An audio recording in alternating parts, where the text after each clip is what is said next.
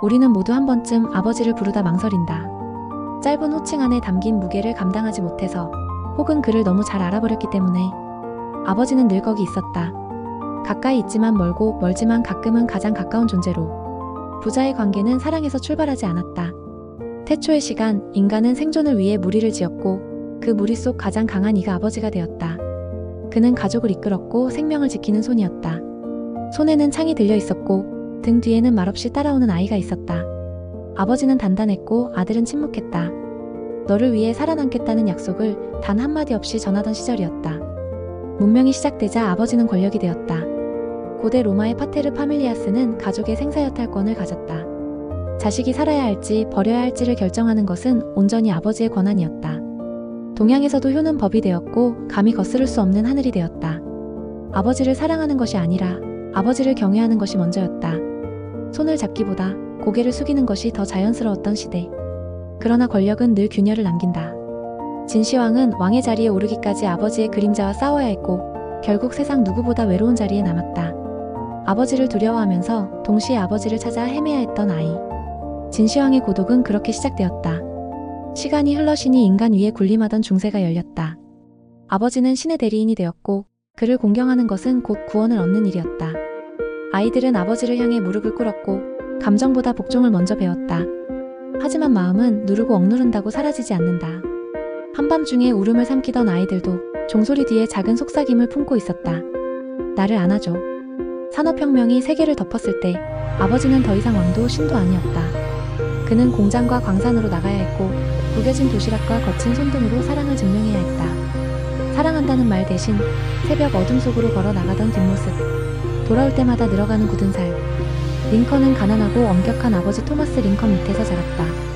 아버지는 책을 읽는 아들을 이해하지 못했고 아들은 아버지의 거친 손길을 피하기 바빴다.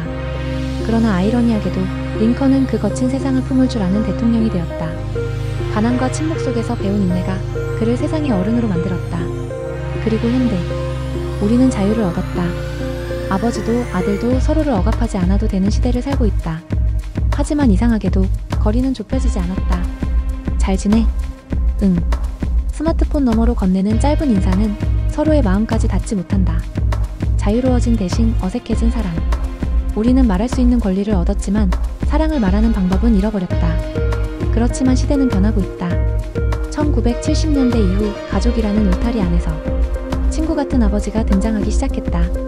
민주화는 권위주의를 무너뜨렸고 심리학은 마음을 표현하는 법을 가르쳤다. 함께 농구를 하고 함께 영화를 보고 술 한잔에 속마음을 털어놓는 아버지들. 부모는 권위가 아니라 함께 성장하는 존재가 되어야 한다는 새로운 이상. 영화 속에서도 부자는 변하고 있었다. 인터스텔라에서 쿠퍼는 먼 우주를 떠나면서도 딸 머피에게 약속한다. 나는 돌아올게. 사랑은 시간과 공간을 초월하는 감정임을 보여준다. 라이온 킹에서는 무파사의 죽음 앞에서 신바가 울부짖는다. 아버지, 왕의 무게를 이은 것이 아니라 사랑의 무게를 짊어진 아들. 니모를 찾아서에서는 작디 작은 말린이 거대한 바다를 건넌다. 단 하나 아들을 다시 품에 안기 위해서. 이렇게 세상은 아버지를 권력의 상징에서 돌아오겠다고 약속하는 존재로, 함께 걸어가는 존재로 바꿔놓고 있었다. 그리고 미래. 우리는 이제 AI 부모, 공동 양육, 다양한 가족 형태를 이야기한다. 아버지라는 존재는 반드시 생물학적일 필요가 없는 시대가 온다. 그러나 그때에도 아이들은 묻고 싶어 할 것이다. 당신은 나를 지켜줄 수 있습니까? 당신은 나를 사랑합니까? 그리고 누군가는 이렇게 대답할 것이다. 나는 내 곁에 머무르고 싶다. 형태가 달라져도 갈망은 변하지 않는다. 아버지와 아들은 결국 지키고 싶은 마음과 이해받고 싶은 마음으로 연결된 존재였다. 말이 없어도 서툴러도 그 마음만은 시대를 넘어 오늘도 이어지고 있다. 우리는 모두 누군가의 아들이었고 누군가의 아버지가 되어간다.